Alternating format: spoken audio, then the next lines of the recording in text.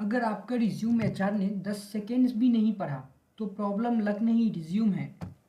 Resume सिर्फ एक document नहीं होता है, ये आपका एक मार्केटिंग टूल है। हेलो एवरीवन, मैं अंकित।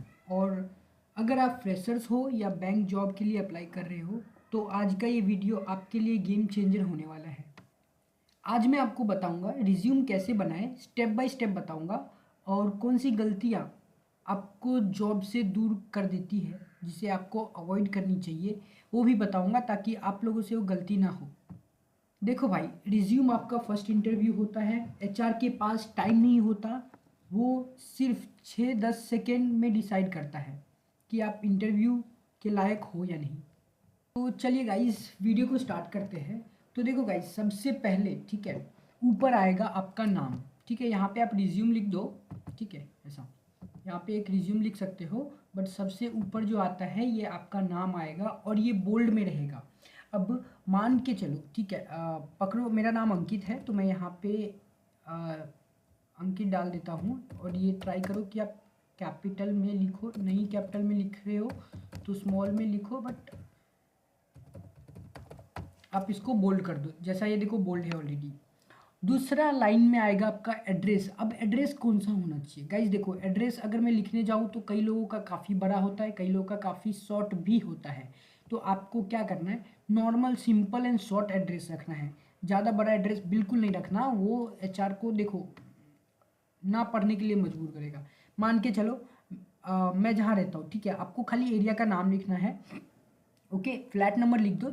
मान के चलो ए 203, ठीक है, रामनगर लिख दिया मैंने। फिर नेक्स्ट लाइन में जो एरिया है, मान के चलो मैं नागपुर में रहता हूँ, NAG नागपुर, और हमारा जो पिन है, पिन कोड डाल दो। बस इतना शॉर्ट रखना है, जितना शॉर्ट हो सके एड्रेस को उतना शॉर्ट रखो आप लोग। ओके, उसके बाद नेक्स्ट में आपको मोबाइल नंबर लिखना है। ठीक है, आपका मोबाइल नंबर, और जो लास्ट इसमें आएगा वो आपका ईमेल आईडी है। ईमेल आईडी लिखते वक्त एक चीज़ का आप लोग ध्यान रखो, ईमेल आईडी प्रोफेशनल होना चाहिए। अब बहुत लोग क्या करते हैं, ईमेल आईडी को काफ़ी लंबा चौड़ा कर देते हैं या काफ़ी शॉर्ट में लिख देते हैं। वैसा नहीं, देखो आपका पूरा नाम होना चाहिए ईमेल आईडी में। मान के चलो मैं इसको अभी देखो, मान के चलो अंकित चौधरी, ठीक है, ये पूरा नाम हो गया मेरा। ओके, अब इसमें देखो प्रोफेशनल लुक दिख रहा है, ईमेल आईडी का प्रोफेशनल दिख रहा है। हाँ, एक प्रोफेशनल ईमेल आईडी है। अब आप नंबर जो भी डालोगे, ठीक है, 2 से 3 नंबर ट्राई करो डालने के लिए। ये 1 2 4 5 ऐसा मत डालो, नॉर्मल आपका नंबर डालो, 007 ऐसा कुछ। ठीक है, तो ये देखो, ये प्रोफेशनल ईमेल आईडी ऐसे रहता है। अभी आप इसमें डॉट डालोगे, चौधरी या कुछ भी ऐसा अनसेंड मत करना, तो ये प्रोफेशनल दिखता है। और ऐसे ही आपको मेल आईडी इसी टाइप में बनाना है। ठीक है, और एक प्रोफेशनल ईमेल आईडी आपका रहना चाहिए जो कि आपको फ्यूचर में जो हमारा कांटेक्ट होता है ऑर्गेनाइजेशन में, मैं कहीं जॉब के लिए अप्लाई किया, वहाँ से कांटेक्ट आए, तो एक ये प्रोफेशनल रखो जिस पे और कुछ भी सब्सक्राइब मत करो, जैसे दुनिया भर के मेल आते हैं वैसा कुछ मत करो। खाली जॉब वगैरह के लिए रखो और प्रोफेशनल रखो। ठीक है, उसके बाद हमको लिखना है ऑब्जेक्टिव। देखो ये ऑब्जेक्टिव, और ऑब्जेक्टिव में क्या लिखना है वो भी देख लो आप लोग। ऐसे लिख सकते हो सेम एज इट इज़, कोई दिक्कत नहीं है। To show my maximum efforts to the opportunities offered to me and do as per creative and implement creative idea for betterment of the company. अब ये चीज़ आप यहाँ पे चेंज कर सकते हो, कंपनी टू कंपनी और बैंक टू बैंक। ठीक है, जरूरी नहीं कि एग्जैक्ट डिक्टो कॉपी ही रखना है आपको। उसके बाद एक सबसे बड़ी गलती जो करते हैं गाइज लोग, वो क्या करते हैं कि यहाँ पे ना क्या करेंगे वो लोग, एक फ़ोटो यहाँ पे ऐड कर देते हैं। गाइज ये गलती मत करना आप लोग। ठीक है, फ़ोटो हमको कौन सा भी ऐड नहीं करना है। ठीक है, फ़ोटो की नीड नहीं है रिज्यूम में, रिज्यूम विदाउट फ़ोटो ही बेटर दिखता है। तो यहाँ से आप फ़ोटो मत डालना गलती से भी। ठीक है, और गाइज ये जो लाइन है हमारा, ये वाला लाइन, इसके बदले आप दूसरा कुछ भी डाल सकते हैं। ठीक है, आपको अगर डालना है तो मैं एक एग्जांपल के लिए आपको बता दे रहा हूँ। आप कहीं पे चाहिए तो लिख के रख लो, वो डाल देना, कोई दिक्कत नहीं है, वो भी चलेगा। बाकी इसको आप ऑर्गेनाइजेशन टू ऑर्गेनाइजेशन चेंज करो आपके नीड और प्रेफरेंस के अकॉर्डिंगली। मैं यहाँ पे डाल सकता हूँ, अगर मैं बैंक में जॉब के लिए देख रहा हूँ तो यहाँ पे मैं ये डाल सकता हूँ, a motivated commerce graduate seeking an entry level banking role to apply my skills and group professionally, ठीक है, ऐसा कुछ डाल सकते हो आप। उसके बाद जो हमारा अगला है वो है एजुकेशन क्वालिफिकेशन। अब इस चीज़ का भी आपको ध्यान रखना है, ध्यान ये रखना है गाइज कि ये जो डालोगे आप ये सिंपल रहना चाहिए। अब चाहिए ना तो ये सेक्शन मत डालना यहाँ पे, ठीक, ये सेक्शन की ज़रूरत नहीं है, तो ये सेक्शन नहीं भी डालोगे तो कोई दिक्कत नहीं है। आपको डालना क्या है, एग्ज़ाम पास, कौन सा एग्ज़ाम पास हुआ, और इसमें मेनली स्कूलिंग को आप इग्नोर करो, स्कूल के चीज़ें को मत डालो। मैंने कैसा डाला है, 10th 12th और ग्रेजुएशन का खाली डाला है, ठीक है। बोर्ड इग्नोर करो, exam past year and percentage ये चीज़ डाल दो, चाहिए तो बोर्ड भी डाल दो, कोई दिक्कत नहीं है, ठीक ही दिखता है।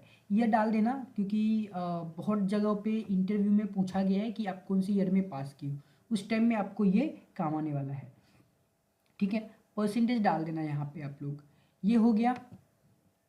इसके बाद कंप्यूटर स्किल्स, अगर आपने कोई कंप्यूटर स्किल किया है, ठीक है, तो वो भी आपको डाल देना है। जैसे कि मैंने देखो टैली किया था, MS ऑफिस टैली दोनों, तो अब मेरे को 4 सर्टिफिकेट मिले थे, तो अब मैं 4 का डालूँ तो वो भद्दा दिखता है, इसके लिए मैंने डाला खाली diploma in MS office and advance excel, diploma in accounting tally, prime with GST, okay.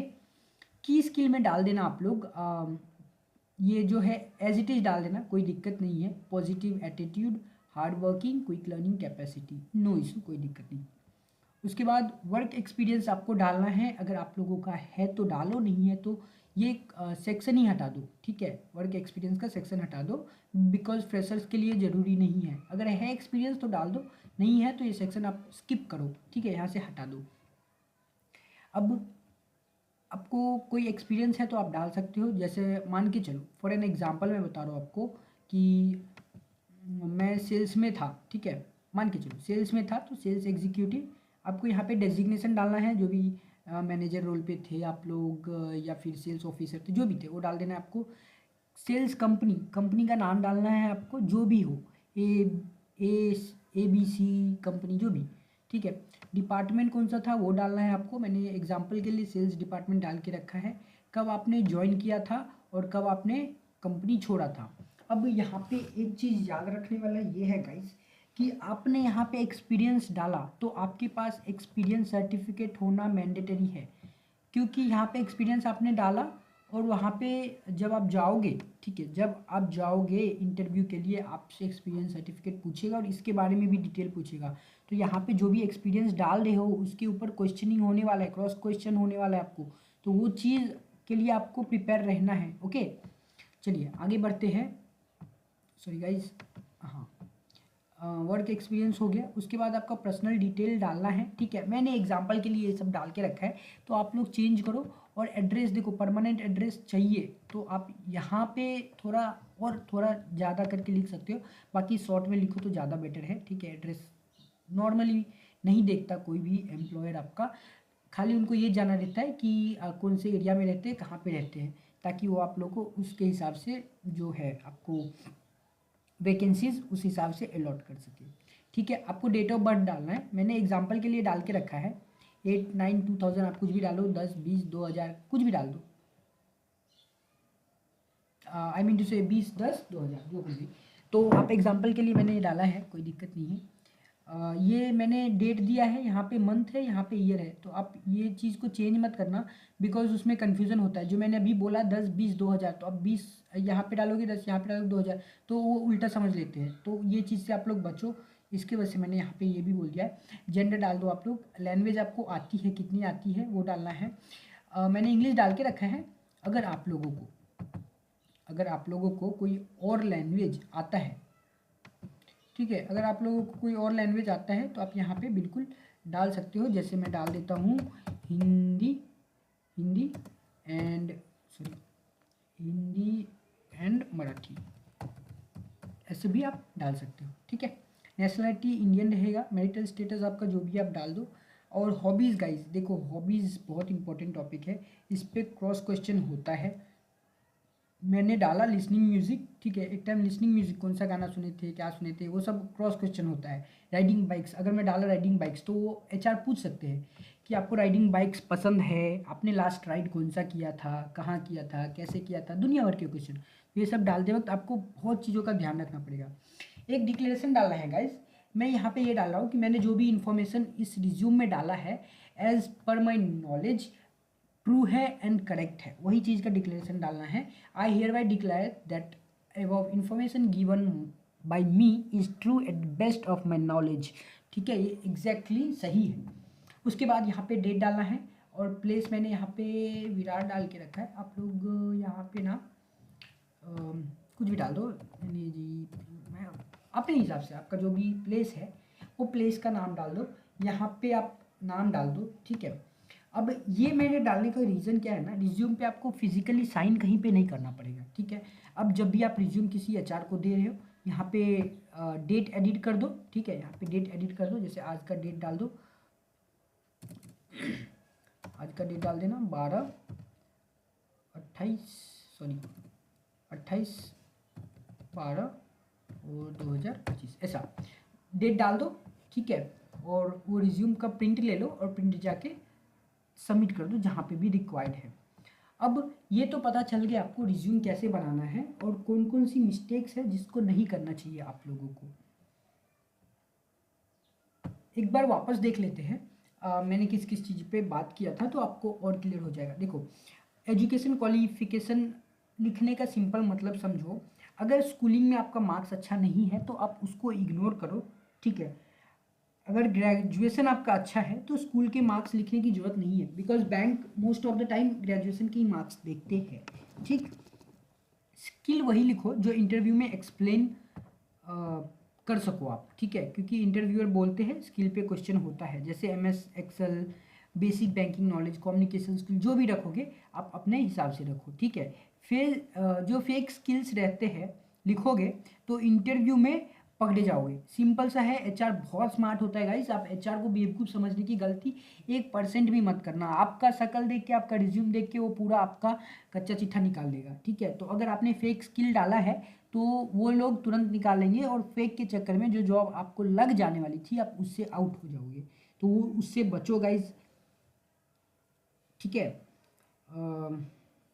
अब सबसे इम्पोर्टेंट पार्ट होता है गलतियाँ। ठीक है, स्पेलिंग मिस्टेक्स बिल्कुल नहीं करना है, कलरफुल रिज्यूम नहीं लेना है आपको। ठीक है, लंबा रिज्यूम बिल्कुल नहीं होना चाहिए, ऐसे ही शॉर्ट सिंपल रहना चाहिए।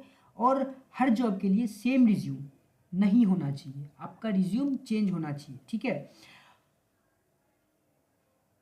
अगर आपने ये गलती को इग्नोर किया तो आपका डायरेक्ट रिजेक्शन में नाम तो पक्का हो जाएगा। याद रखना गाइस, रिज्यूम सिंपल रखो, हॉनेस्ट रखो और जॉब के हिसाब से थोड़ा सा कस्टमाइज जरूर करो, तो वो आपके लिए अच्छा रहेगा। अगर आप फ्री रिज्यूम फॉर्मेट चाहते हो मैं ये फॉर्मेट आपको दे दूँ, तो आप लोग कमेंट में लिखो रिज्यूम और मैं आप लोगों को लिंक दे दूँगा। ठीक है, जहाँ से डायरेक्ट आपको ये फॉर्मेट मिल जाएगा, आप लोग अपने हिसाब से एडिट कर लेना। ठीक, बैंकिंग और जॉब रिलेटेड गाइडेंस के लिए चैनल को सब्सक्राइब करना मत भूलना गाइस। और इस वीडियो में इतना ही, मिलेंगे आप लोगों से नेक्स्ट वीडियो में। जैसा कि आप लोगों को पता है मैं ऑलरेडी HDFC बैंक ज्वाइन कर चुका हूँ और मैं आप लोगों को टिप्स एंड ट्रिक्स और कुछ गलतियाँ जो आपको इग्नोर करनी चाहिए बेसिक लेवल पे, वो सारी चीज़ बताता हूँ। आप बैंक में कैसे ज्वाइन हो सकते हो ये भी बताता हूँ, मेरा day to day experience share करता हूँ। एज अ फ्रेशर आप लोग ज्वाइन हो सकते हो बैंक में, कोई बड़ी बात नहीं है। खाली यही चाहिए, आपको सपोर्ट मिलना चाहिए, आपको गाइडेंस रहना चाहिए प्रॉपर, आप डेफिनेटली ज्वाइन हो सकते हो। तो गाइस चैनल को सब्सक्राइब कर लो, वही सपोर्ट और गाइडेंस के लिए मैं बैठा हूँ यहाँ पे, आप लोगों को एज अ ब्रदर सपोर्ट कर रहा हूँ। तो आप लोग भी मुझे सपोर्ट करो, मैं एक्सपेक्टेशन रखता हूँ guys. Thank you for watching this video, मिलेंगे आप लोगों से नेक्स्ट वीडियो में। आई होप आपको रिज्यूम का फंडा समझा रहेगा, कैसे रिज्यूम बनाना है, किस किस मिस्टेक से बचनी चाहिए। अगर वीडियो पसंद आए तो लाइक करें, चैनल को सब्सक्राइब करें, कमेंट जरूर से करें। Thank you guys, thank you for watching this video. मिलेंगे आप लोगों से ऐसे ही एक नेक्स्ट इंटरेस्टिंग टॉपिक के साथ नेक्स्ट वीडियो में। Thank you.